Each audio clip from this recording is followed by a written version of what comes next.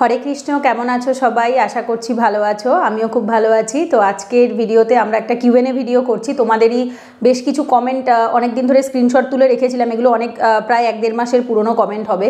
তো আমার মানে বসে কিউএনএ ভিডিও করার মতো টাইম হচ্ছিল না। তো আজকে 6টা মনে হয় কোশ্চেন আমি, হ্যাঁ আমার কাছে এখানে 6টা স্ক্রিনশটই রয়েছে, 6টা কি 5টা মতো কোশ্চেন আমি অ্যাড্রেস করছি, যেটা টাইটেল থাম্বনেলে তো তোমরা বুঝতেই পেরেছো। তোমাদেরই যেরকম যা প্রশ্ন ছিল, ইম্পর্টেন্ট কিছু প্রশ্ন মনে হয়েছে আলোচনা করার মতো, অনেকেরই হয়তো মনে প্রশ্নটা থাকবে, সেগুলোই আলোচনা করছি। আচ্ছা চলো স্টার্ট করছি। আর তার আগে একটা জিনিস বলে দিই, সেটা হচ্ছে আমাদের লাস্ট ভিডিওটাতে ব্যাচ অ্যানাউন্স করেছি, যেহেতু ওটাতে বলেইছিলাম 50টা সিট অবধি একটা অফার থাকবে, 700 টাকার যে অফারটা, তারপর 51 নাম্বার সিট থেকে ওটা 1000 টাকা হয়ে যাবে। তো ওটাতে 45টা সিট কমপ্লিট হয়ে গেছে, আর 5টা সিট রয়েছে। তো যারা জয়েন করতে চাইছো, 700 টাকার ফেসিলিটিটা অ্যাভেলেবেল মানে চাইছো, ওটাও চাইছো, তো সেক্ষেত্রে তারা আর এই 5 জনের মধ্যে করে নিতে পারো। আর ভিডিওটা যতক্ষণে পাবলিশ হবে ততক্ষণে কটা থাকবে আমি বলতে পারছি না। আমি ভিডিওটা শ্যুট করছি আজকে শুক্রবার সন্ধেবেলা, তো তখন অবধি 45 জন হয়ে গেছে। তো চেষ্টা করো যারা চাইছো তার মধ্যে তাড়াতাড়ি জয়েন করে নিতে, ঠিক আছে? আরেকটা জিনিস, যাদের ফিনান্সিয়াল অবস্থা ভালো নয় অথচ 51 নাম্বার সিটের পর থেকে জয়েন করছো, তারা যদি কোনো একটা প্রমাণ দেখাতে পারো যে হ্যাঁ জেনুইনলি আমাদের ফিনান্সিয়াল অবস্থা ভালো নয় বা সেরকম ফিনান্সিয়াল ব্যাকগ্রাউন্ড থেকে বিলং করি, তাহলে ডেফিনেটলি হোয়াটসঅ্যাপে কন্ট্যাক্ট করো। আমি তাদের জন্য সেই কনসেশন ফিস যেটা রয়েছে, সেই ডিসকাউন্ট বা কনসেশন ফিসটা আমি অবশ্যই রাখার চেষ্টা করবো, এবং সেটা প্রত্যেকটা ব্যাচেই করা হয়। যাই হোক, চলো ফার্স্ট কোশ্চেনটা নিচ্ছি। মধুরিমা রয়, ও আমার সব ভিডিওই মোটামুটি দেখে, ও কমেন্টে লিখেছিল, আচ্ছা দিদি তুমি বলছো আইপিএস হতে চাও, গোবিন্দর ইচ্ছে তুমি খুব তাড়াতাড়ি সফল হবে, কিন্তু আমার একটা কোশ্চেন আছে, আইপিএস বা আইএস হতে গেলে অনেক পলিটিক্যাল প্রেশার হ্যান্ডেল করতে হবে, আবার অনেক এমনও ডিসিশন নিতে হবে যেটা তুমি এখন যে লাইফস্টাইলে আছো সেটা টোটালি উল্টো। তুমি বুঝতেই পারছো কি বলতে চাচ্ছি। আর তুমি ভিডিওর লাস্টে এও বলেছো সবটা ভেবে আসতে প্রিপারেশনে, তুমি আইপিএস হলে তখন কি করবে, সম্পূর্ণ ট্রান্সপারেন্সির সাথে কাজ করতে পারবে? তো আমি বলেছিলাম আচ্ছা ভিডিওতে জানাবো। দেখো বেসিক্যালি আমার কাছে যারা এথিক্সের ব্যাচ পড়েছে, এথিক্সের ক্র্যাশ কোর্স করেছে সেপ্টেম্বর মাসে, তারা জানে আমি প্রায় 17টা-18টা ক্লাস করিয়েছি, ঠিক আছে? এথিক্সের ফুল সিলেবাস কমপ্লিট হয়েছিল 111 টাকার একটা ক্র্যাশ কোর্সে। তো যারা জয়েন করেছে তারা প্রত্যেকে জানবে এই সেম টপিকে আমাদের ক্লাসে আলোচনা অলরেডি হয়েছিল, যে যখন আমরা, কারণ এগুলো যখন তোমরা এথিক্স পেপার রেডি করবে না, ইউপিএসসি সিলেবাসে জিএস পেপার 4 এথিক্স পেপারটাই এরকমই থাকে, যে বিং অ্যান্ড সিভিল সার্ভেন্ট, তুমি একজন আইএএস বা আইপিএস অফিসার, তোমাকে করাপশনের সাথে কীভাবে ডিল করতে হবে ওটাই শেখানো হয় এথিক্স পেপারে। তো এথিক্স পেপারে যদি আমরা স্যারদের কন্টেন্ট ওয়াইজ বলি, নিজেদের বিবেকের থেকেও যদি বলি, সব সময় বলা হয় করাপশনের এগেনস্টে যেতে, তাদের যেরকমই সিচুয়েশন আসুক না কেন। আর একটা জিনিস সেটা দেখা হয়, সেটা হচ্ছে বৃহৎ স্বার্থকে সবসময় বড় দেখা হয় ক্ষুদ্র স্বার্থের থেকে। যদি স্বার্থটা শুধুমাত্র তোমার একার নিজের সেফটির হয় বা অন্য একজনের সেফটির হয়, আর একদিকে যদি ধরো গোটা দেশের সেফটি জড়িয়ে থাকে বা গোটা কান্ট্রি বা গোটা রাজ্যের সেফটি জড়িয়ে থাকে, সেক্ষেত্রে নিজের সেফটি, নিজের পছন্দ, নিজের এথিক্সকে দূরে সরিয়ে রেখে বেশি সংখ্যক মানুষের সেফটি, বেশি সংখ্যক মানুষের সিকিউরিটির কথা, বেশি সংখ্যক মানুষের ভালোর কথা ভাবতে হয়। এটা এথিক্স পেপার যখন আমাদের পড়ানো হয় বা আমরাও যখন স্টুডেন্টদের পড়িয়েছি, এই জিনিসটা আমরা নিজেরাও মানি, মনে প্রাণে মানি, এবং অ্যাট দ্য সেম টাইম এটাই স্টুডেন্টদের শেখানো হয়। যারা জিএস পেপার 4-এর এথিক্স ফুল সিলেবাস কমপ্লিট করেছে তাদের কাছে এই অ্যান্সারটা ভীষণ ক্লিয়ার থাকবে, যে আমাদের করাপশন থাকবে, এটা খুব জানা কথা, পলিটিক্যাল প্রেশার থাকবে, এটাও জানা কথা। তার জন্য হুইসেল ব্লোয়ার অ্যাক্ট আছে। আমার নিজের লাইফকে যদি আমি সেফ রাখতে চাই, আমি যদি মনে করি আমি ডিরেক্টলি, এটা সিনেমা সিরিয়াল নয় যে হুট করে সামনে এসে বলে দেবো আমি দেখে নিয়েছি তুমি কি করেছো, চলো বলি, আর আমি একটা গুলি খেয়ে মরে যাই, না, এত বোকা কেউ নয়। আমরা ভীষণ বাস্তববাদী। আমরা জানি তুমি যদি কোনো অন্যায় করো, আমার কাছে যদি কোনো প্রমাণ থাকে, কারণ প্রমাণ ছাড়া আইন কারোর কথা শোনে না, যদি আমি ফটো, ভিডিও, অডিও কিছু রেকর্ড করতে পারি কারোর অন্যায়ের বা কিছু, এবং সেটা যদি আমার মনে হয় আমি ধরিয়ে দেবো, অথচ নিজেকে সেফ রাখবো, তার জন্য আমাদের হুইসেল ব্লোয়ার অ্যাক্ট আছে। হুইসেল ব্লোয়ার অ্যাক্টে গিয়ে আমি আমার নামকে অ্যানোনিমাস রেখে আমি সেই জিনিসটাকে ধরিয়ে দিতেই পারি, ঠিক আছে? তো আমি অন্যায়েরও প্রতিবাদ করলাম, নিজেকেও সেফ রাখলাম। আর যদি বিষয়টা এরকম হয় যে যখন নিজের পার্সোনাল ভ্যালুজ, নিজের পার্সোনাল এথিক্স বা মরালিটি সাথে একটা প্রফেশনাল এথিক্সের একটা দ্বন্দ্ব আসছে, কনফ্লিক্ট অফ ইন্টারেস্ট হচ্ছে, বা হচ্ছে ধরো এরকম হচ্ছে যে আমার নিজের স্বার্থের সাথে বহু মানুষের স্বার্থ জড়িয়ে রয়েছে, বা আমার নিজের ভাবনা চিন্তা বিরুদ্ধে বহু মানুষের ভাবনা সেন্টিমেন্ট জড়িয়ে রয়েছে, সেরকম ক্ষেত্রে বেশি সংখ্যক মানুষকে প্রায়োরিটি দিতে হয়। একজন, সেটা আমি হতে পারি, অন্য কেউ হতে পারে, আমার ফ্যামিলি হতে পারে, স্বার্থ যেখানে আমার অল্প সংখ্যক মানুষের থাকবে সেটাকে সবসময় ডিসকার্ড করতে হবে, সেটা যেই হোক না কেন, আমি হই বা অন্য কেউ হোক। যেখানে আমার ওই ডিসিশনে বেশি সংখ্যক মানুষ ইম্প্যাক্টেড হবে, বেশি সংখ্যক মানুষের উপকার হবে, সেই ডিসিশনটাই সবসময় নিতে হবে। এবং এটা পড়াশোনা করাবার সময় মানসিকভাবে সেইভাবেই প্রস্তুত করা হয়। জিএস পেপার 4-এর এথিক্সের সিলেবাস যখন কারোর ফুল কমপ্লিট হয়ে যায়, এবং বাই হার্ট যদি কেউ জন্মগতভাবেই এথিক্যাল পার্সন হয়, তার অসুবিধা হয় না ডিসিশন নিতে। বহু আইপিএস অফিসার রয়েছেন যারা প্রচণ্ড এথিক্যালি তাদের মানে যে কেরিয়ারটা রয়েছে সেটা সম্পূর্ণভাবে কমপ্লিট করেছে। আবার বহু মানুষ আছে যারা এত টাকা পয়সা থাকা সত্ত্বেও, এত ফেসিলিটি থাকা সত্ত্বেও তাদের কাছে করাপশনটা তারা চুজ করে নিয়েছে। বেসিক্যালি অ্যাকচুয়ালি সমাজে খারাপটা থাকবে, কিন্তু আমি কোনটা চুজ করব সেটা ভীষণভাবে নিজের উপরে নির্ভর করে। এমন নয় যে সমাজে সব মানুষ খারাপ, আবার এমন নয় যে সবাই ভালো। তো কে ভালো হবে মন্দ হবে না, তার নিজের কর্ম এবং তার নিজের চয়েস। কারণ চিটিং করাটা অ্যাকচুয়ালি, বা কারোর সাথে অন্যায় করা, করাপশন করা, এগুলো তো চিটিংয়েরই সমান, এগুলো প্রতারণা করা। তো সেটা দেশের সাথে হোক বা নিজের বাড়ির পরিবারের মানুষের সাথে হোক, সমাজের সাথে হোক, যার সাথেই হোক না কেন, তো চিটিং হচ্ছে একটা চয়েস। তো যার যেরকম নেচার সে সেরকমটাকেই চয়েস করবে। আর লয়্যালটি, রেসপন্সিবিলিটি, ইন্টিগ্রিটি, অনেস্টি, এগুলো হচ্ছে দায়িত্ববোধ, যেটা বংশগতভাবে বাবা মায়ের ক্যারি থেকে আমরা কিছুটা ক্যারি ফরওয়ার্ড হই। যেটা অ্যাপটিটিউড, আমরা জিএস পেপার 4-এ অ্যাপটিটিউড চ্যাপ্টারে পড়েছি, যেটা আমাদেরকে কেউ শেখাতে পারে না। আমরা বংশগতভাবে, জন্মগতভাবে জন্মের সময় থেকে আমরা ভালো মানুষ হয়েই জন্মাই। আরেকটা থাকে আমাদের শিক্ষা, সেটা স্কুলের টিচারের শিক্ষা, বাবা মায়ের শিক্ষা, পরিবেশের শিক্ষা, সেখান থেকে আমরা এথিক্যালি হই। তো অবভিয়াসলি আমি সবসময় চেষ্টা করি, আমি একজন স্পিরিচুয়াল পার্সন, এথিক্যাল পার্সন, আমি চেষ্টা করব যেন আমার যে এই গুণটা রয়েছে সেটা দিয়ে যেন দেশের অবভিয়াসলি ভালো হয়। খারাপের যেখানে যদি এরকম হয় যে আমাকে কম্প্রোমাইজ করতে হচ্ছে, আমি ইদার হুইসেল ব্লোয়ার করবো, আমি যদি আমার কাছে যদি প্রমাণ থাকে। আর যদি এরকম হয় যে হ্যাঁ আমার একার পছন্দ অপছন্দের সাথে অনেকগুলো মানুষের ভালো জড়িয়ে রয়েছে, এখানে আমার এথিক্স আর অন্য মানুষের এথিক্স, প্রফেশনাল এথিক্স বা দেশের এথিক্স একটু আলাদা হয়, এরকম অনেক সিচুয়েশনেই হয়, সেক্ষেত্রে আমাকে চুপ করে থাকতে হলে আমি অবশ্যই থাকবো। বিকজ কেন, ওটাতে বহু মানুষের ভালো জড়িয়ে রয়েছে। যেমন আমাদের এটা এথিক্স পেপারেও পড়ানো হয় যে যখন একজন ট্রেনে, আমি সেদিনকেই যাচ্ছিলাম সোদপুরে, তো তখন মধ্যমগ্রাম স্টেশনে একজন ট্রেনে কাটা পড়ে। তো অ্যাকচুয়ালি এখানেও ব্যাপারটা এরকম, ওখানে উনি অনেকগুলো মানুষকে বাঁচাতে একজন মানুষকে মেরে দিয়েছেন। এটা 100 বার, কাউকে খুন করাটা 100 বার অন্যায়, কাউকে মারাটা 100 বার অন্যায়, কিন্তু উনি যদি না মারতেন, উনি যদি কোনোভাবে ব্রেকটা কষে দিতেন বা কিছু করতেন, তাহলে ট্রেনটার অ্যাক্সিডেন্ট হতো, বহু মানুষ মারা যেত। তো বেসিক্যালি আমাদের সিভিল সার্ভেন্টদেরকেও, আইএস আইপিএস অফিসারদেরকেও এটা সবসময় মাথায় রাখতে হয়, আমার জন্য আমি অ্যাট এ টাইম সবার ভালো করতে পারবো না, অ্যাট এ টাইম সব কিছু ভালো করা পসিবল নয়, বাট বেশি সংখ্যক মানুষের কোথায় ভালো হচ্ছে সেটা আমাকে সবসময় মাথায় রাখতে হবে, যাতে বেশি সংখ্যক মানুষের ভালো হয়। ঠিক আছে, আচ্ছা তাহলে পরের কোশ্চেনে যাচ্ছি। আশা করছি তুমি লিখেছো তুমি আইপিএস হলে তখন কি করবে। ওই যে এথিক্যালি, যে জিএস পেপার 4-এ এথিক্স পেপারে যা যা পড়েছি, যেটা স্টুডেন্টদের শিখিয়েছি সেটাই অ্যাপ্লাই করব। আর হচ্ছে সম্পূর্ণ ট্রান্সপারেন্সি, 100 বার সম্পূর্ণ ট্রান্সপারেন্সির সাথে কাজ করার চেষ্টা করব। আর বাকিটা যদি কখনো এরকম হয় যে সিচুয়েশনটা এতটাই খারাপ যে আমাকে ইদার কম্প্রোমাইজ করতে হবে বা আমাকে বাধ্য করা হচ্ছে অন্যায় কাজ করার জন্য, আমি রেজিগনেশন দিয়ে দেবো। যদি সেরকম কোনোদিনও সিচুয়েশন আসে যে আমাকে বাধ্য করা হচ্ছে খারাপ কাজের জন্য, হুইসেল ব্লোয়ার করার মতো আমার কাছে কোনো জায়গা নেই, আমার কাছে বৃহৎ স্বার্থ ক্ষুদ্র স্বার্থেরও কোনো অ্যাপ্লাই করার কোনো জায়গা নেই। যদি সেরকমই খুব খারাপ সিচুয়েশন আসে, আমি কুইট করে যাব। বিকজ আমি নিজে অন্তত পার্সোনালি মনে করি অন্যায় আমি করি না, অন্যায় আমি সহ্যও করবো না। কারণ আমি এটা ছোটো থেকে আমার মা বাবার শিক্ষা থেকে এটা শিখেছি যে অন্যায় কখনো করা উচিত না, অন্যায়কে সাপোর্টও করা উচিত নয়। তুমি যদি পারো ধরিয়ে দাও, খুব ভালো, যদি না পারো সরে আসো, অন্যায়ের মধ্যে থেকো না। ঠিক আছে, আচ্ছা পরের কোশ্চেনে যাচ্ছি। ওর নামটা নেই, ও সব ভিডিওতেই মোটামুটি কমেন্ট করে, আই অ্যাম নোবডি, সরি পূজাদি আস্কিং অফ টপিক কোশ্চেন। ওই চ্যানেলটাতে লিখেছিল, মোটিভেশনাল চ্যানেলটা এই কোশ্চেনটা লিখেছিল। পূজাদি তুমি ভিশন আইএসের মেটেরিয়াল কেন এখন দিল্লি থেকে পার্সেলের মাধ্যমে? অনেক আগে দিল্লি থেকে পার্সেলের মাধ্যমে কিনতাম, রিসেন্ট টাইমে কিনিনি, 2020 সাল অবধি বোধহয় লাস্ট কিনেছিলাম। পূজাদি কোনো ট্রাস্টওয়ার্দি দোকানদার থাকলে জানিও প্লিজ। আর একটা কোশ্চেন দিদি, ভিশন আইএসের নোটসগুলো তোমার কেমন লাগে? ভিশনের মান্থলি, পিটি 365, মেন্স 365 কোনটা বেস্ট আর ইন ডিটেলসে থাকে? দেখো বেসিক্যালি ভিশনের ওপর একটা রিভিউ ভিডিও অলরেডি আমার চ্যানেলে আজ থেকে 2-3 বছর আগেই করা আছে, ওটা দেখে নিতে পারো। বেসিক্যালি ট্রাস্টওয়ার্দি দোকান বলতে আমি ওখানে সব দোকানই মোটামুটি ট্রাস্টওয়ার্দি, আমার তো কখনো এরকম খারাপ এক্সপিরিয়েন্স হয়নি। আমি কিনতাম দুটো দোকান থেকে, একবার কিনেছিলাম অতুল ফটো স্ট্যাট বলে একটা দোকান আছে, তবে ওদের প্রিন্টিং কোয়ালিটি খুব খারাপ ছিল। প্রিন্টিং কোয়ালিটি মানে ওরা এত জেরক্স করে, যার জন্য দুদিন বাদে ওই লেখাগুলো সব সাদা হয়ে যেত, মানে কিচ্ছু পড়তেই পারিনি। আমার এরকম অনেক নোটে হয়েছে, আমি পয়সা দিয়ে কিনে আনিয়েছি, বাট পরে মানে 2-3 মাস 4 মাস যাওয়ার পর সব সাদা হয়ে পেজের সাথে মিশে গেছে, প্রিন্টটা এতটা খারাপ ছিল। তবে ইমেজ রানার বলে একটা দোকান আছে, ওই দোকানটার কোয়ালিটি খুব ভালো। ইভেন আমি দিল্লিতে থাকতাম যখন, তখনেরও যারা ব্লগ দেখেছো দেখবে আমি ইমেজ রানার থেকেই কিনতাম। তো ইমেজ রানারের প্রিন্টিং কোয়ালিটিও ভালো, ওদের তুমি হোম ডেলিভারি সার্ভিসও পেয়ে যাবে, খুব ভালো ট্রাস্টওয়ার্দি দোকান, দিল্লির খুব নাম করা বড় দোকান ইমেজ রানার।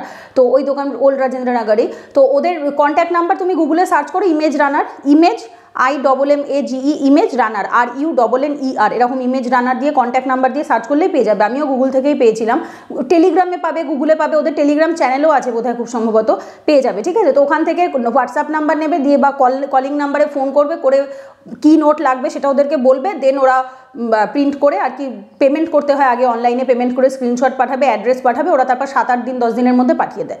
ঠিক আছে, ইমেজ রানারে করতে পারো, খুব একটা অসুবিধা কিছু হবে না, বিকজ আমিও ওখান থেকেই কিনেছি, ওদের কোয়ালিটিটা ভালো নোটের।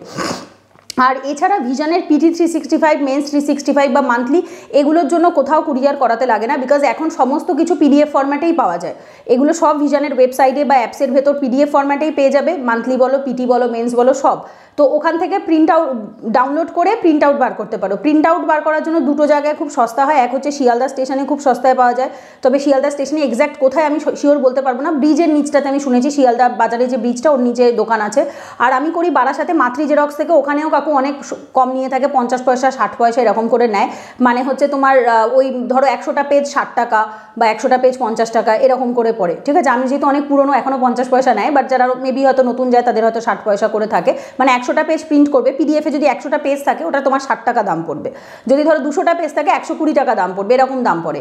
তো উনি অনেক সস্তায় প্রিন্ট আউট করে, তো ওখান থেকে PDF ফরম্যাট নিয়ে বারাসাতে, এটা বোধহয় আমাদের গভর্নমেন্ট কলেজ বারাসাত থানা তার ঠিক পাশে মাতৃ জেরক্স বলে সাইনবোর্ড টানানো আছে। তো ওখানে আমি এর আগেও কাকুর নাম্বার এর আগে শেয়ার করেছি অনেক জায়গায়, তো চাইলে দেখে নিতে পারো বা আমাকে হোয়াটসঅ্যাপ করে আমি নাম্বার দিয়ে দেবো, তো ওখান থেকে প্রিন্ট আউট বার করে নিতে পারো, তাহলেও হয় ওখানে অনেক সস্তায় প্রিন্ট আউট হয়ে যায়। আর ওখানে আমার স্টুডেন্টরা গিয়ে বলে পূজাদি স্টুডেন্ট, তাহলে তাদেরকে আরও একটা এক্সট্রা ডিসকাউন্টও দেওয়া হয় আর কি। কাকুর সাথে আমার যেহেতু সম্পর্ক খুব ভালো, তো কাকু বলেছে যে তোমার স্টুডেন্টরা আসলে আমি এমনিই কমে ওদের থেকে করে দিই, তো ওখান থেকে প্রিন্ট আউট বার করে নিতে পারো, অসুবিধা নেই। আর ভিশনের মান্থলি, PT365, মেন্স 365 কোনটা বেস্ট আর ইন ডিটেলে থাকে, বেসিক্যালি তিনটেই কারেন্ট অ্যাফেয়ার্সের জন্য, এগুলো পুরোটাই কারেন্ট অ্যাফেয়ার্স, এটা যে কোনো একটা পড়তে হবে। যদি তুমি মান্থলি পড়ো তাহলে তোমার PT মেন্স পড়তে হবে না, যদি PT পড়ো তাহলে তোমার মান্থলি পড়তে হবে না, যদি মেন্স পড়ো তাহলেও মান্থলি পড়তে হবে না। তো বেসিক্যালি যদি কেউ মান্থলি পড়ে PT মেন্স 365 পড়ার দরকার নেই। হ্যাঁ, শুধু কি করতে পারে, সে কন্টেন্টটা দেখলো, দেখে মিলিয়ে নিল যে সারা মাস যা যা পড়েছি সেগুলোই PTতে দিয়েছে, তো কিছু এক্সট্রা নেই, তো যদি কিছু এক্সট্রা থাকে সেই অংশটুকু আমি খাতায় নোট বানিয়ে নেব। যদি কেউ সারা মাস 12 মাস লাস্ট 12 মাস ধরে ভালোভাবে প্রিপারেশান না নিয়ে থাকে, ভালোভাবে কারেন্ট অ্যাফেয়ার্স না পড়ে থাকে, তখন সে লাস্ট মোমেন্টে এসে প্রিলিমসের আগে PT পড়ে, মেন্সের আগে PT পড়ে, মেন্স 365 পড়ে। বেসিক্যালি এগুলো করা খুব রিস্কের হয়ে যায়, আমি নিজেও করেছি, এবং এতেই অ্যাটেম্প্ট নষ্ট হয়। যতই তুমি চেষ্টা করো না কেন, সারা বছর 12 মাসের কারেন্ট অ্যাফেয়ার্স প্রত্যেক মাসে 120টা করে পেজ থাকে, এবং এতগুলো মানে 120 × 12, তো এতগুলো পেজ লাস্ট মোমেন্টে এসে পড়ে মুখস্থ রাখা, মানে ওই 2-3 মাসে যে সময় এত রিভিশন করতে হয়, মক টেস্ট দিতে হয়, এটা মানে ভীষণই বোকা বোকা ডিসিশন হয়ে যায়। আমি সবসময় স্টুডেন্টদের রেকমেন্ড করি মান্থলি পড়ো।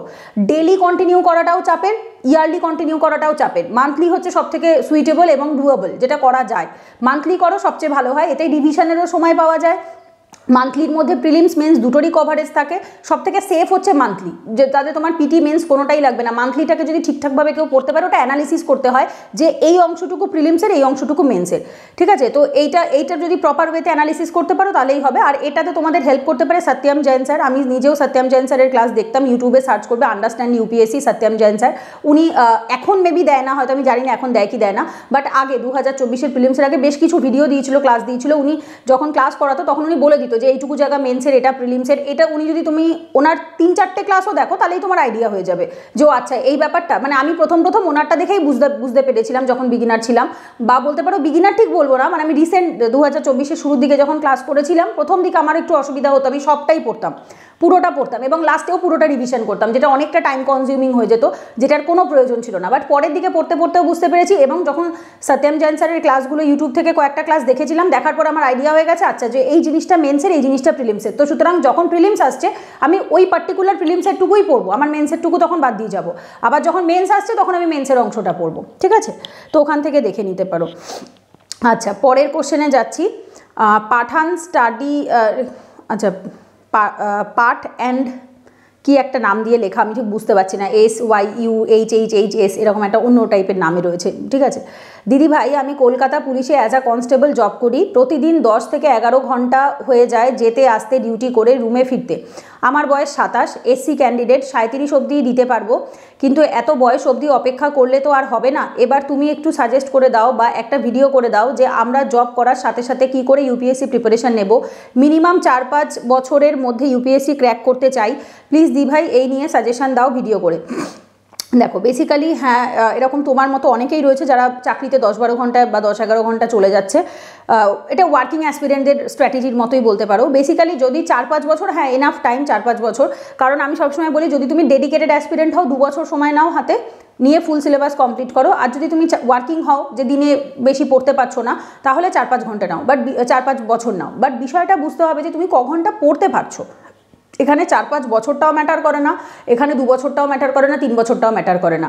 বিকজ আমাদের পশ্চিমবঙ্গ থেকে যিনি ইউপিএসসি ক্র্যাক করেছিলেন 2020 সালে, নেহা ম্যাম, তিনি একটা প্রাইভেট কোম্পানিতে চাকরি করতেন, টিসিএসে বা অন্য কোথাও এরকম যতদূর মনে হয় চাকরি করতেন।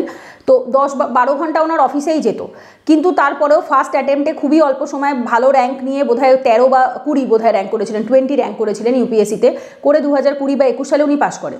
তো বেসিক্যালি এখানে সময়টা বেশি ম্যাটার করে না, কার কতটা গ্র্যাসপিং পাওয়ার, কে কতটা অল্প পড়া মনে রাখতে পারছে, তার কার ব্রেন ক্যাপাসিটি কতটা ভালো, কে কতটা হার্ড ওয়ার্কিং, তার উপরেও ম্যাটার করে। আমার কাছেই পড়ে বহু স্টুডেন্ট যারা নিজেরাই বলেছে নিজে থেকেই যে দিদি আমাদের ব্রেন অতটা ভালো না, আমি একটা জিনিস 4 বার 5 বার 10 বার পড়ার পরে গিয়ে সেটা বুঝতে পারি, কিন্তু খুব হার্ড ওয়ার্কিং, তারা সারাদিন পড়ে, কারণ তারা নিজেরাও বলে যে দিদি বারবার পড়েও বুঝতে পারি না, ভুলে যাই, সেই জন্য বারবার একই জিনিস পড়তে হয়। আবার কিছু স্টুডেন্ট আছে ব্রেন এত ভালো, একবার দুবার বোঝাই, একবার দুবার বলি ডিরেক্ট আমাকেও বুঝিয়ে দিতে পারে, সেরকমও স্টুডেন্ট আছে। তো অ্যাকচুয়ালি এটা ডিপেন্ড করে ছোট থেকে আমরা কে কতটা বেশি হাতে ধার দিয়েছি তার উপর। ছোট থেকে খুব স্টুডিয়াস হলে, ব্রেন খুব ভালো হলে, মাধ্যমিক উচ্চ মাধ্যমিক কলেজ লাইফে খুব পড়াশোনা করলে, মানে তাদের ব্রেন একেবারে অলরেডি রেডি হয়ে রয়েছে, তো তখন তাদের কাছে জাস্ট একটা পিস অফ কেকের মতোই, জাস্ট 1 বছর বা 6 মাস 1 বছর পড়বে তাহলেই হয়ে যাবে।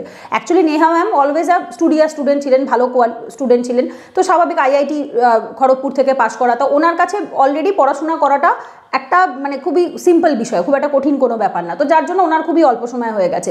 তো এটা অ্যাকচুয়ালি স্টুডেন্টের ওপর ডিপেন্ড করে যে সে কত বছর পড়ছে। তো 12 ঘন্টা চাকরি করেও ইউপিএসসি ক্র্যাক করেছে এরকমও রয়েছে, আবার কিছু না করে বাবার পয়সায় ঘরে বসে খেয়েও করেনি এরকমও রয়েছে। তো এক্সাম্পল এখানে অনেক পাবে, ঠিক আছে। তো বেসিক্যালি আমরা প্রত্যেকে নিজেদের ডিফারেন্ট সিচুয়েশনে রয়েছি, কেউ মানে কারোর সিচুয়েশন কোথাও আলাদা, মানে নিজের বাড়িতে বসে জাজ করতে পারি না কে কীভাবে রয়েছি বা কে কতটা পড়াশোনা করছি, বাড়ির পরিস্থিতি কেমন থাকছে, বাড়ি ফিরে আমরা কত ঘন্টা পড়তে পারছি, কতটা রিল্যাক্স মাইন্ডে পড়তে পারছি। শুধু বাড়ি ফিরে বই নিয়ে বসে থাকলেই তো হয় না, রিল্যাক্স মাইন্ডেও থাকতে লাগে। যদি কারোর মাথার উপর অনেক বার্ডেন থাকে, অনেক প্রেশার থাকে, ফ্যামিলি প্রেশার থাকে, পারিপার্শ্বিক পরিস্থিতি ভালো না থাকে, তখন সে বাড়ি ফিরে যতই 4 ঘন্টা বই নিয়ে বসে থাকুক না কেন, সেই পড়াটা হবে না। সো আগে নিজের সমস্ত পরিস্থিতি অনুকূল কিনা সেটা দেখো।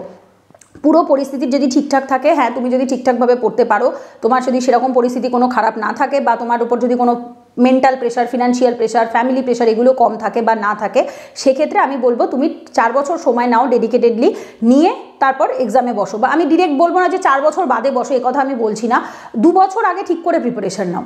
প্রথম জাস্ট প্রিপারেশন শুরুই করলে না, হঠাৎ করে অ্যাটেম্প দিয়ে দেওয়ার কোনো মানে হয় না। হ্যাঁ এখন বলবে যে দিদি 37 অবধি তো আমি এমনি আনলিমিটেড অ্যাটেম্প দিতে পারছি, 100 বার দিতে পারছো, কিন্তু বিষয়টা হচ্ছে একটা কোয়ালিটি অ্যাটেম্পটেরও ম্যাটার করে, ইন্টারভিউয়ে সেটা যথেষ্ট ম্যাটার করে। তো সেক্ষেত্রে 2 বছর ভালো করে পড়াশোনা করে তারপরে ধরো এটা কী সাল, 24-এর শেষ, 25 থেকে যদি তুমি পড়া স্টার্ট করো, 25-26 2 বছর এক্সাম ভালো করে প্রিপারেশান নিয়ে 27-এ এক্সামে বসো, 27-এ পরীক্ষায় বসে ঠিক আছে যদি হয় ভালো, কিন্তু তাও আমার মাথায় টার্গেট থাকবে 28 বা 29-এর মধ্যে আমাকে পেতেই হবে, কারণ আমি যেহেতু চাকরির সাথে করছি, দিনে 2 থেকে 3 ঘন্টা বা 4 ঘন্টার বেশি তো আমি পড়তে পারছি না।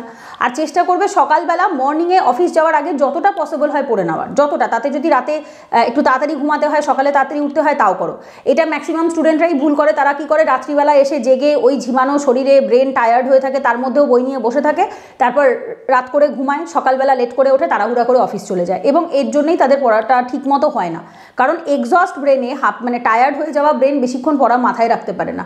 তার চেয়ে বেটার হয় রাত্রিবেলা অফিস থেকে ফিরে তাড়াতাড়ি খেয়ে ঘুমিয়ে পড়ো, এবং ভোরবেলা থাকতে থাকতে একদম ব্রহ্ম মুহূর্তে উঠে পড়ো, 3:30-4টের দিকে উঠে পড়ো, উঠে ওই টাইমটাতে ভোরবেলার টাইমটার থেকে 4 ঘন্টা যদি সলিড পড়াশোনা করে নিতে পারো, ওই পড়াটা অনেক প্রোডাক্টিভিটি দেবে। রাত্রিবেলা ঝিমানো চোখে যদি তুমি 6 ঘন্টাও পড়ো, আর সকালবেলা যদি মানে একদম ফ্রেশ ব্রেনে যদি 3 ঘন্টাও পড়ো, দুটো সমান হবে। তো যার জন্য আমি বলবো, সবসময় আমি বলি সকালবেলাটা পড়ার চেষ্টা করবে, ব্রেন ফ্রেশ থাকলে পড়াটা খুব ভালো হয়। রাত্রিবেলা তাড়াতাড়ি খাওয়া, তাড়াতাড়ি ঘুমে, মানে early to bed early to rise, এটা আমরা ছোটো থেকে পড়েছি। তো এইটা আমাদেরকে সবসময় যদি একটু মাথায় রাখতে পারি, তাড়াতাড়ি খাওয়া, তাড়াতাড়ি ঘুম, সকালে তাড়াতাড়ি ওঠা। কারণ অনেকে চেষ্টা করে রাতে তাড়াতাড়ি না ঘুমিয়ে সকালে ঘুম থেকে তাড়াতাড়ি ওঠা, এটা কোনোদিনও সম্ভব না। তো তোমাকে আগে রাতে তাড়াতাড়ি খেতে হবে, 8টা 8:30 ম্যাক্সিমাম 9টার মধ্যে খেয়ে নিতে হবে, 9টা 9:30-র মধ্যে খেয়ে 10টার মধ্যে যদি শুয়ে পড়ো, ভোরবেলা 3:30-4টে উঠে যেতে পারবে। তাহলে কি হবে, তোমার একটা সিস্টেমেটিক রুটিন হবে এবং তার সাথে পড়াশোনাটাও চলবে। আর যদি অবভিয়াসলি গাইডের কথা বলো বা হচ্ছে নিজে নিজে যদি পড়তে পারো খুব ভালো, ইউটিউবে এখন সব পাওয়া যায়। আর যদি একান্তই না পারো সেক্ষেত্রে কোচিং থাকে, আমাদেরও কোচিং আছে, তোমার নিজের চয়েসের যে কোনো কোচিংয়ে ভর্তি হতে পারো, সেরকম কোচিং হচ্ছে সেকেন্ড অপশান। যদি কেউ সেলফ স্টাডি করতে পারে তাহলে অসুবিধা হয় না, আর যদি কেউ মনে করে না আমার সময় কম, আমাকে গাইড করার লোক নেই, ভুল ডাইরেকশানে বেকার সময় নষ্ট করবো না, তখন তুমি কোচিংয়ের কথা ভাবতে পারো। আর কোচিং করলেও উইকেন্ড কোচিং করবে, উইকেন্ড কোচিং করলে সারা সপ্তাহ নিজের পড়ারও একটা সময় থাকে। অনেক কোচিং থাকে একদম পার ডে 4 ঘন্টা করে, সোম থেকে শনি রোজ ক্লাস হয়। তো তোমার যারা ওয়ার্কিং থাকে তাদের পক্ষে এরকম ধরনের কোচিং জয়েন করা পুরো বেকার, কারণ এই জিনিসটা তারা ম্যানেজই করতে পারে না, ক্লাস সব ডিউ হয়ে জমে থাকে। তো সেটা করবে না, চেষ্টা করবে উইকেন্ডে যেটুকু ক্লাসগুলো হয়, যে শনি রবিবার হোক, শুক্র শনিবার হোক, সেরকম করে ক্লাস করলাম, বাকি সারা সপ্তাহের 5-6 দিন যাতে আমি পড়তে পারি, সেরকম টাইপেরও পড়তে পারো, ঠিক আছে। আচ্ছা, এরপরে একজন কোশ্চেন করেছিলে Shubhashis Mondal, ma'am UPSC compulsory Indian language Bengali পেপারে পাস করার জন্য কি কি প্র্যাকটিস করতে হবে আর কি কি পড়তে হবে, একটা ডিটেলড একটা ডেডিকেটেড ভিডিও প্লেলিস্ট বানালে ভীষণ সুবিধা হতো। দেখো, সিলেবাস আছে, প্রিভিয়াস ইয়ার কোশ্চেন আছে, আমি এইটুকু অ্যানালিসিস করে দিতে পারবো যে প্রিভিয়াস ইয়ার কোশ্চেন দেখিয়ে যে এই টপিক তোমাদেরকে পড়তে হবে, কিন্তু বিষয়টা হচ্ছে এটাতে আমি নলেজ বা আমার গাইডেন্স খুব একটা পাবে না, কারণ আমিও যে ব্যাচে পড়াই, তো আমি ব্যাচে জিএস আর ইংলিশটা পড়াই, বেঙ্গলি পেপারটা পড়াই না। কারণ হচ্ছে বেঙ্গলি পেপারটাতে যাদের বেঙ্গলিতে নলেজ বেশি আছে, স্পেশালি যারা ধরো বেঙ্গলি অনার্স পড়েছে, তাদের এক্ষেত্রে তারা হেল্প করতে পারে ভালো। আদারওয়াইজ এটা খুব বেসিক জিনিস থাকে, এটাতে আহামরি কিছু থাকে না, এটাতে মাধ্যমিক লেভেলের গ্রামার থাকে, ঠিক আছে। আর এটাতে খুব বেশি কষ্টও হয় না রেডি করতে, এটা নিয়ে এত বেশি হেডেক নেওয়ার কিচ্ছু নেই। এটা মানুষ রেডি করে বলতে গেলে 1 সপ্তাহে রেডি করে, মানে প্রত্যেকে, নট অনলি বেঙ্গলি, যারা ধরো হিন্দি এই জায়গাটাতে হিন্দির পেপার এক্সামে লেখে না ইউপিএসসিতে, তারাও 1 সপ্তাহে রেডি করে। তার থেকে বেশি কেউ রেডি মানে রাখেই না কন্টেন্ট, কারণ এটা আমাদের মাতৃভাষা। মাধ্যমিক অবধি, উচ্চ মাধ্যমিক অবধি আমরা প্রত্যেকে পড়েছি, আর এটাতে আমাকে 300-তে 300 পেতে হচ্ছে না, 300-তে মাত্র 75 পেতে হচ্ছে, 25%। আর আর WBCS তাতে বোধ হয় 30% বা 33%, ওই যাই পেতে হোক 300-তে 100 পেয়ে গেলেই আমি সেফ, 300-তে 100 ওপরে পেয়ে গেলেই আমি সেফে রয়েছি। তো 100 পাওয়া এখানে এমন কোনো বড় ব্যাপার না, সন্ধি বিচ্ছেদ থাকে, কারক থাকে, রচনা থাকে, রিপোর্ট রাইটিং থাকে, তারপর সম্পাদক পেশু যেগুলো লেখা থাকে, ওই যে এডিটোরিয়াল রাইটিং যেটাকে ইংলিশে আমরা বলি, সেইগুলো লেখা থাকে, তো রচনা লেখা থাকে, এই টাইপের বাক্য গঠন করার একটা ব্যাপার থাকে, মানে একদম মাধ্যমিক লেভেলের যে গ্রামার যে পোর্শনটা থাকে, আনসিন প্যাসেজের মতো কিছু প্যাসেজ থাকে, কোশ্চেন থাকে। তো বেসিক্যালি ইংলিশে যা থাকে সেম জিনিসেরই বাংলা থাকে, ট্রান্সলেশন থাকে, বাংলা থেকে ইংলিশ, ইংলিশ থেকে বাংলা। তো সবকটা যদি কিছু কিছু করেও রেডি করি আমরা, অটোমেটিক ওটা রেডি হয়ে যায়। স্পেশালি যখন ইংলিশের যে ট্রান্সলেশনের যে পোর্শনটা রয়েছে, যেটা আমাদের ইংলিশ ডেসক্রিপটিভ পেপারে রেডি করতে হয় কম্পালসারি পেপারে, তো তখন ট্রান্সলেশন বেঙ্গলিটাও রেডি হয়ে যায়, কারণ আমরা তো বাংলা থেকেই ইংলিশ করছি, আবার ইংলিশ থেকেই বাংলা করছি, তো ওটা ইংলিশের জন্যও যা, বাংলার জন্যও তাই, আলাদা কিছু নয়, ঠিক আছে। আর এছাড়া রচনা যদি আমরা বলি বা আদার্স যেগুলো বলি, সেগুলো একটা মাধ্যমিক লেভেলের যে কোনো বাংলা বই, আমি এর আগেও বলেছি একটা ক্লাসে বোধহয়, শিবরাম চক্রবর্তীর একটি বাংলা গ্রামার বই রয়েছে মাধ্যমিক লেভেলের, সেটা দেখতে পারো, বা যে কোনো পুরনো ওল্ড সিলেবাসের মাধ্যমিকের গ্রামার বই, মানে আমরা যে সময় মাধ্যমিক দিয়েছি 2012 সালের আগে আর কি, 2012-তে আমার মাধ্যমিক, তো 12 সালের সময় বা তার আগে 2010, 11, 12 ওই টাইমের যে মাধ্যমিকের যে গ্রামার বইগুলো, এখন জানি না কি হয়েছে, শুনেছি সিলেবাস ছোট হয়ে অনেক পাতলা হয়ে গেছে, সিলেবাস কমে গেছে, এখন এটা বলছি না, পুরনো সিলেবাসের যে মাধ্যমিকের যে বাংলা বইগুলো ছিল গ্রামারের বই, কলেজ স্ট্রিটে পুরনো বইয়ের দোকানে পেয়ে যাবে, তো ওখান থেকে কালেক্ট করো, করে ইউপিএসসি সিলেবাসটাকে পাশে রাখো, আর তার সাথে প্রিভিয়াস ইয়ার কোশ্চেন।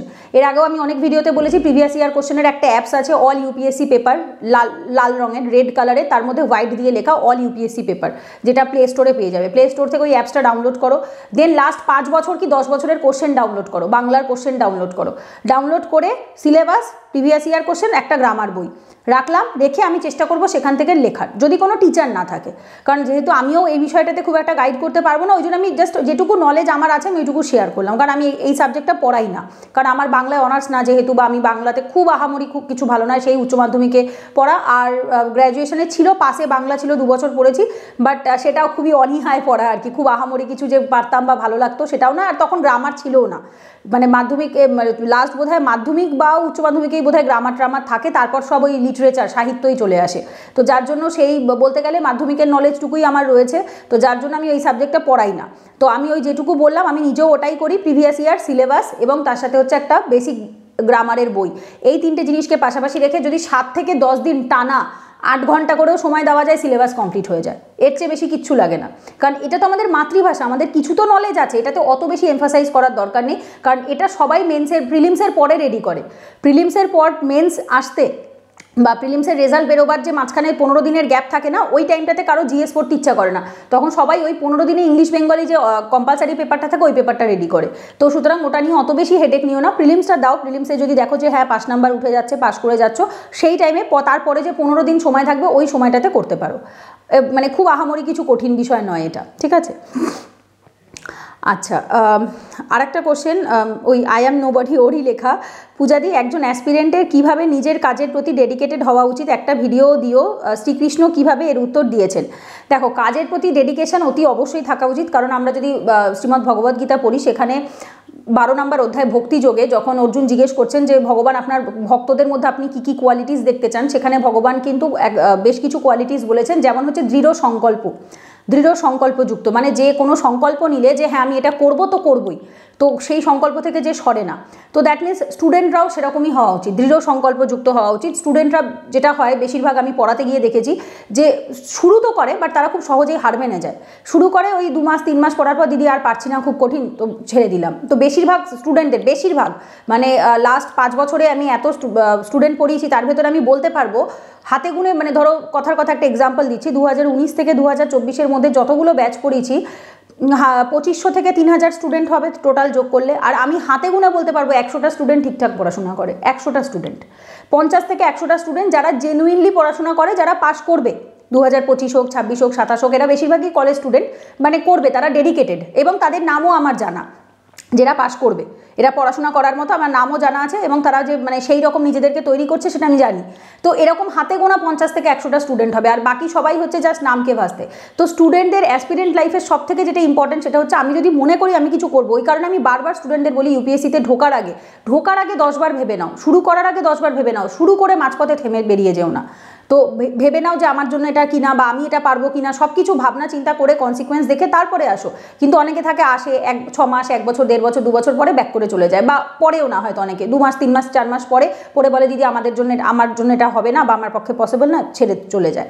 তো স্টুডেন্টদের সবসময় যে কোনো জিনিসে ভাবনা চিন্তা করে ডিসিশন নেওয়া উচিত, এবং যেটা তুমি ডিসিশন নিচ্ছ সেটাতে দৃঢ় সংকল্পযুক্ত থাকো, যে না আমি যখন এটা বলেছি করবো তো করবো, এটা যত কঠিন হোক আমি করবো, বা আমি আমার পক্ষে আমি 100% এফোর্ট দেবো। আর সব থেকে বড় ব্যাপার যেটা আমি দেখেছি, ম্যাক্সিমাম স্টুডেন্টরা এফোর্টই দেয় না, তারা পড়তে আসে জাস্ট ওই গড্ডালিকা প্রবাহে গা ভাসাবার মতো, জাস্ট নামকে ভাসতে পড়তে আসছে যাচ্ছে, পড়াশোনার প্রতি তাদের কোনো মন নেই। তাদের একটা মক টেস্ট দিলে তারা ঠিকমতো মক টেস্ট এক্সাম দেয় না।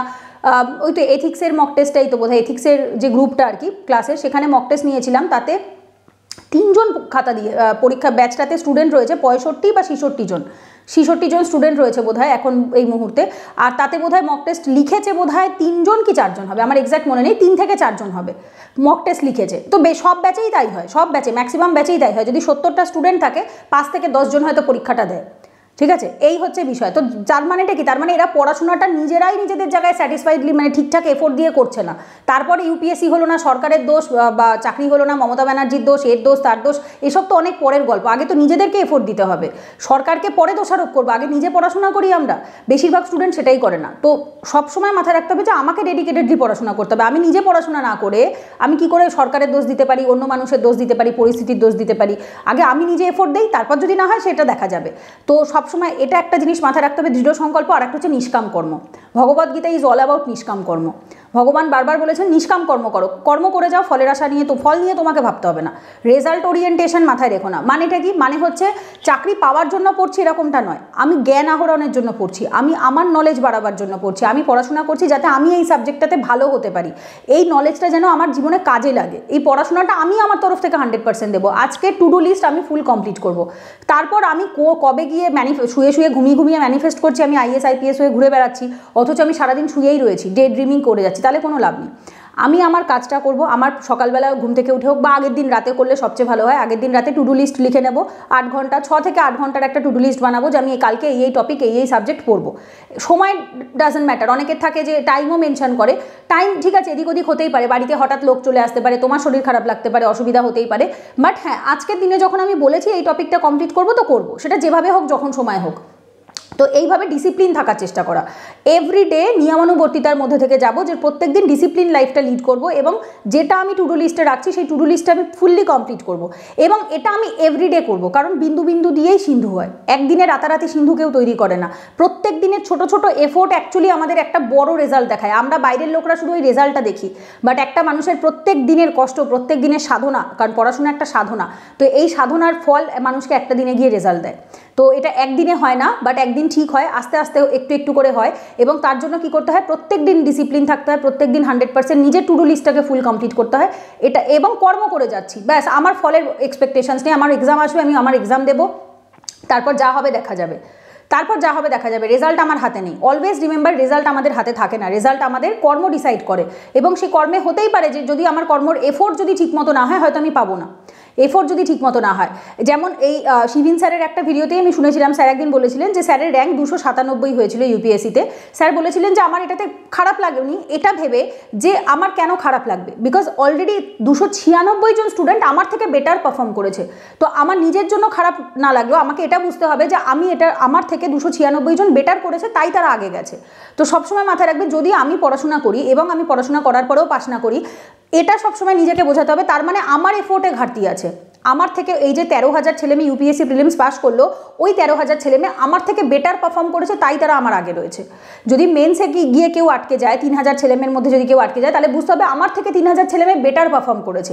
তো সবসময় অলওয়েজ নিজের ফল্ট খুঁজতে হবে, অন্যের ফল্ট নয়, সরকারের ফল্ট নয়, স্টুডেন্টের ফল্ট নয়, টিচারের ফল্ট নয়, অন্য কারোর ফল্ট নয়, নিজের ফল্ট খুঁজতে হবে, নিজের ফল্টে রেকটিফাই করতে হবে এবং সেটার উপর ওয়ার্ক করতে হবে। তার সাথে নিজের টু ডু লিস্ট কমপ্লিট করো, ডে টার্গেট কমপ্লিট করো, নিষ্কাম কর্ম করো, ফল ভগবান অটোমেটিক সঠিক সময় দিয়ে দেবে। সবার জন্য সব কিছু নয়, যার জন্য যেটা রাখা আছে সে সঠিক সময় নিশ্চয়ই সেটা পাবে এবং সেটা বিশ্বাস রাখতে হবে, অবশ্যই বিশ্বাস রাখতে হবে নিজের কর্মের ওপরেও, ভগবানের ওপরেও বা অলমাইটির ওপরে, যে হ্যাঁ সর্বশক্তিমান আছে, তিনি দেখছে, তিনি আমাকে সঠিক সময় সঠিক জিনিসটা নিশ্চয়ই দেবে। তো এই বিশ্বাসটা নিয়ে অবশ্যই ঠিকঠাকভাবে নিষ্কাম কর্ম করো। আর হচ্ছে তার সাথে দৃঢ় সংকল্প, যেটা বলবো বা যেটা শুরু করব সেটা শেষ করব, মাঝপথে থামিয়ে দেবো না, ঠিক আছে? কারণ মাঝপথে যারা ময়দান ছেড়ে পালিয়ে যায় তারা এক প্রকার ভীরু, তারা কাপুরুষ, তাদের সেই সাহস থাকে না যে তারা ফুল যুদ্ধটা কমপ্লিট করবে। তো লড়াইয়ের ময়দানে যখন নামবে তখন ফুল একদম কোমর বেঁধে নামতে হবে, ফুল শেষ হবে তারপরে বেরোবো। এই যে আগের দিনের ভিডিওটা, আমার ইউপিএসসি জার্নির ভিডিওটাতে একজন বলেছে 2 বছরের পরে আর কন্টিনিউ করাই আপনার উচিত হয়নি। তা আমি বললাম যে আমার 6টা অ্যাটেম্প্ট আছে, আমার হাতে বয়স আছে, আমার 6টা অ্যাটেম্প্ট অবধি বয়স অবধি আমি দেবো, তারপর হওয়া না হওয়াটা আমার ভাগ্য, ঠিক আছে? হলো কি হলো না ভাগ্য। আমার যদি এফোর্ট ঠিকঠাক থাকে, কারণ আমি তো আগের ভিডিওতে বলেইছি আমি নিজেই ঠিকমতো এফোর্ট দিয়ে পড়িনি, তো আমার হয়নি, তার জন্য ভগবানও দায়ী নয়, পরিস্থিতিও দায়ী নয়, অন্য কেউ দায়ী নয়, আমি পড়াশোনা করিনি, তার জন্য হয়নি। তো যদি ভবিষ্যতে লাস্ট অ্যাটেম্পটে আমার পড়াশোনা ঠিকমতো হয়, আমি যদি করি হলে হবে, আর যদি না হয় তাহলে বুঝতে হবে আমার থেকে 13,000 ছেলেমেয়ে বেটার পারফর্ম করেছে। করতেই পারে, 1,42,00,000 দেশে 13,000 ছেলেমেয়ে আমার থেকে ভালো হবে না, এটা হতে পারে, কখনো হতেই পারে, ঠিক আছে? সো দ্যাট মিনস এটা একটা র্যাট রেস, এখানে তোমার থেকে সবাই ভালো করছে, তো সবসময় তোমার থেকে যারা বেটার করছে তাদেরকে দেখো, দেখে তাদেরকে প্রেইজ করো, তাদেরকে নিন্দা নয়, তাদেরকে প্রশংসা করো যে হ্যাঁ অবশ্যই তারা আমার থেকে ভালো করেছে বলেই তারা এগিয়ে গেছে, তো আমাকেও নিজেকে ভালো করতে হবে যাতে আমি এগিয়ে যেতে পারি। এই মাইন্ডসেট থাকাটা খুব ইম্পর্টেন্ট, আদারওয়াইজ কী হবে, ফ্রাস্ট্রেশন আসবে, ডিপ্রেশন আসবে, সুইসাইড আসবে। দিল্লিতে ইউপিএসসি প্রিলিমসের পরে, রেজাল্টের পরে, মেন্সের রেজাল্টের পরে প্রচুর সুইসাইডের খবর শোনা যায়। তার কারণ হচ্ছে এটা, কারণ এরা নিষ্কাম কর্ম করে না, এরা সকাম কর্ম করে, এরা সব কিছু থেকে ওভার এক্সপেকটেশনস, ওভার ম্যানিফেস্টেশন করে বসে থাকে। এরা নিজেরা যা না ওয়ার্ক করে তার থেকে বেশি ম্যানিফেস্টেশনস করে, আর সারাদিন শুধু ভেবে যাচ্ছে আমি এই হয়ে গেছি, আমি সেই হয়ে গেছি। এবার যখন সেটা হতে পারছে না বা যখন তাদের প্রিলিমসে ফেল হচ্ছে, তারা তাদের লাইফের জীবনযুদ্ধই তারা দেখেনি, তারা একটা পরীক্ষাকেই জীবন মনে করে বসে রয়েছে। UPSC is just part of life, এটা জীবন নয়, গোটা লাইফ নয়, তো এরা এটাকে গোটা জীবন বানিয়ে বসে রয়েছে। তো তারপরেই তারা সুইসাইড করছে, যে সুইসাইডাল থটস আসছে মাথায়, কারণ এরা ভগবানের ওপর বিশ্বাসী নয়, নিজেদের ওপরেও বিশ্বাসী নয়, যে এরা যে আরও বেটার কিছু করতে পারে, বা এটা ছাড়াও যে গডের প্ল্যানের ওপর যে একটা বিশ্বাস রাখা, যে এর থেকেও বড় আমার জন্য কিছু থাকতে পারে, এরা সেটা মানতেই পারে না, তো যার জন্য এই প্রবলেমটা আসে। তো এই মাইন্ডসেট রেখে রাখা উচিত একজন অ্যাসপিরেন্টের, সে যে কোনো এক্সামের জন্য হোক, সেটা ইউপিএসসি হোক, ডব্লিউবিসিএস হোক, বা যে কোনো অ্যাসপিরেন্ট, মানে কি যে কোনো কিছু অ্যাসপায়ার করছে, কিছু চাইছে জীবনে, কিছু করার চেষ্টা করছে, তাদের প্রত্যেকের এই সেম মাইন্ডসেটটাই থাকা উচিত। আচ্ছা, লাস্ট কোশ্চেন বোধহয়, হ্যাঁ এটা লাস্ট কোশ্চেন। একজন হোয়াটসঅ্যাপে মেসেজ করেছিল, ক্লাস ল্যাঙ্গুয়েজটা কি বেঙ্গলি হবে, মানে আমাদের ব্যাচে পড়ার ব্যাপারে জিজ্ঞেস করেছিল। না, ক্লাস বোঝাই আমি মুখে বাংলায়, যেভাবে ভিডিও করি সেভাবে, বাট বইগুলো, নোটগুলো ইংলিশ ভার্সন। ইংলিশ মিডিয়ামে পড়ে আমি যদি বেঙ্গলিতে অ্যান্সার লিখি তাহলে সেটা কি পসিবল ম্যাম? সেটা তোমাকে নিজেকে নিজে গাইড করতে হবে, বিকজ বেঙ্গলিতে আমি ব্যাচে গাইড করতে পারবো না, মানে খাতা ইভ্যালুয়েট করতে পারবো না। আমি মুখে বাংলায় বোঝাই, বাট নোট বা বই সব ইংলিশে, যখন খাতা ইভ্যালুয়েশনও আসে সেটাও ইংলিশে। বাংলায় যারা এক্সপার্ট তারাই একমাত্র পারবে, কারণ অনেক ওয়ার্ড আছে যেগুলোর এক্স্যাক্ট প্রপার বেঙ্গলি মিনিংটাই আমরা জানি না। বোঝা গেছে? কারণ আমরা যখন কথা বলি আমরা একটা কথার মধ্যে ম্যাক্সিমামটা ইংলিশ বলি, এই যে ম্যাক্সিমাম, ইংলিশ, প্রপার, ওয়ার্ড, এগুলো সব ইংলিশ কথা, এগুলো সব ইংলিশ, এগুলো কোনোটা বাংলা নয়। আমরা শুদ্ধ বাংলায় কেউ কথাই বলি না, কিন্তু লেখার সময় শুদ্ধ বাংলায় লিখতে হবে, যেটা বেশিরভাগ ওয়ার্ডের আমি নিজেই জানি না। তো আমি কোথা থেকে গাইড করবো? এটা যাদের বাংলায় অনার্স আছে, বাংলায় মাস্টার্স রয়েছে, সেরকম কোনো লোক লাগবে।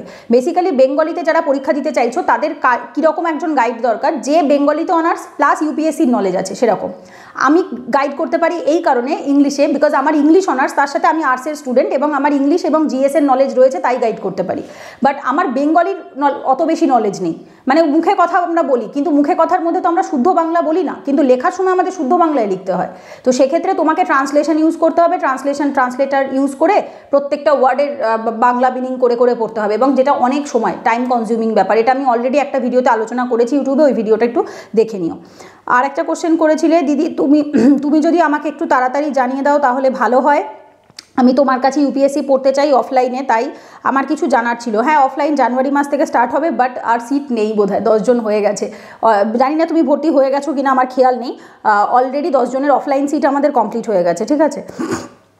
কারণ আমার 10 জনের বেশি আমি বসার জায়গা দিতে পারবো না। আমারটা তো এটা কোচিং না, আমি বাড়িতে প্রাইভেট ব্যাচ পড়াই, তো আমার ঘরের ভেতর 10 জন মতো, 10-12 জন ম্যাক্সিমাম আমি বসতে দিতে পারবো, তার থেকে বেশি পারবো না আর কি।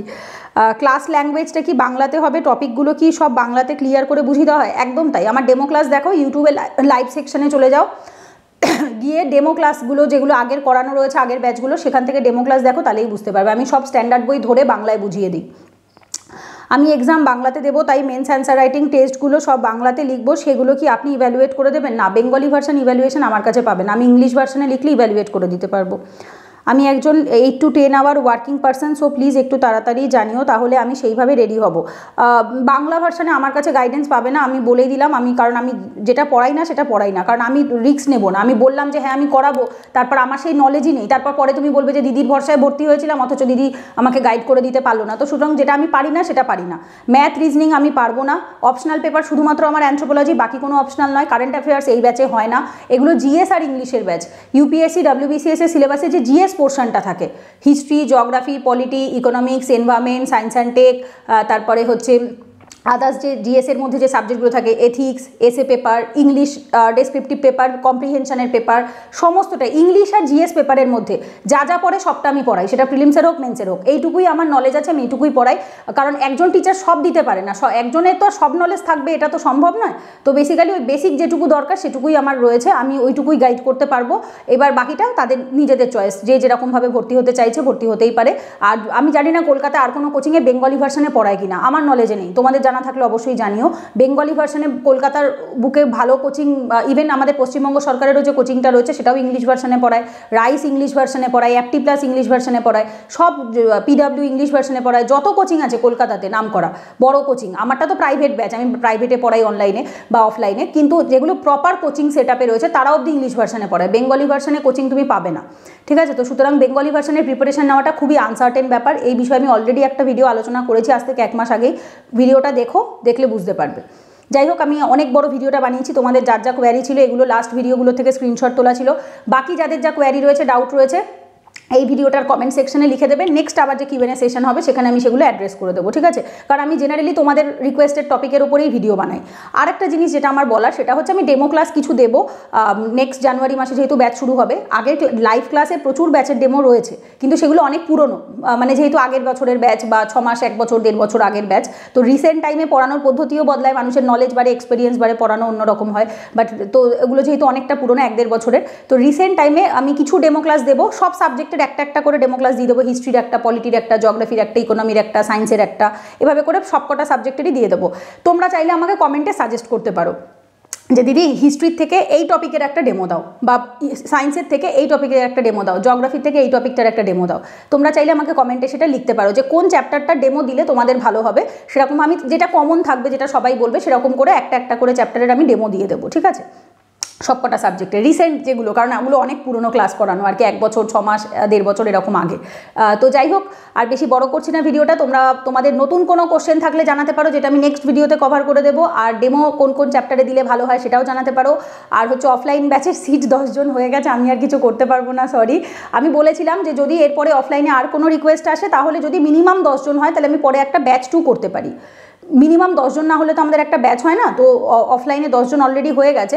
যদি পরে আবার 10 জন হয়, তাহলে আমি এখন এই ব্যাচটা আছে সকালে 10টা থেকে 12টা, পরে তাহলে 12টা থেকে 2টো আমি একটা ব্যাচ করতে পারি বা ভেবে দেখতে পারি যে করবো কিনা, ঠিক আছে। তো ওটা আমি পরে কনফার্ম করছি, ওটা আমি এখনই বলতে পারবো না, কারণ 1 জন 2 জন নিয়ে তো সম্ভব নয়। যদি মিনিমাম 10 জন কনফার্ম করে হোয়াটসঅ্যাপে মেসেজ করে যে দিদি অফলাইনে পড়তে চাই কনফার্ম, এরকম করে যদি টোটাল 10 জন হয়, তাহলে আমি অ্যানাউন্স করে দেবো যে হ্যাঁ একটা ব্যাচ 2 হচ্ছে অফলাইনে, আমি জানাবো। আর অনলাইনে সিট আছে, বাট অনলাইনে 45 জন হয়ে গেছে। ওই যেটা 50 জনের যে ফেসিলিটিটা ছিল 700 টাকা, সেটা হয়ে গেছে 45 জনের, তো ওটা 50 হতে আর 5 জন বাকি। এরপরে জয়েন করতে পারবে, বাট ফিসটা একটু বেড়ে যাবে। বাট যদি কারোর ফিনান্সিয়াল অবস্থা ভালো না হয়, অনেকেরই আছে ফিনান্সিয়াল অবস্থা ভালো না, বিপিএল কার্ড হোল্ডার অনেকের হয়ে থাকে, রেশন কার্ড হোল্ডার থাকে বা অন্তর্দায় রেশন কার্ড হোল্ডার থাকে, যদি সেরকম ফ্যামিলির অবস্থা হয় অবশ্যই আমাকে হোয়াটসঅ্যাপে ছবি পাঠাবে, আমরা কনসেশন দিয়ে দিই, ঠিক আছে। তো যাই হোক, আর বেশি বড় করছি না ভিডিওটা। তো চলো পরের ভিডিওতে দেখা হবে। আর যদি ভালো লাগে অবশ্যই একটা লাইক করো, কমেন্টে জানিও, আর বন্ধুদের সাথে অবশ্যই শেয়ার করে দিও। তো চলো পরের ভিডিওতে দেখা হচ্ছে, ততক্ষণ সবাই সুস্থ থেকো, ভালো থেকো, রাধে রাধে।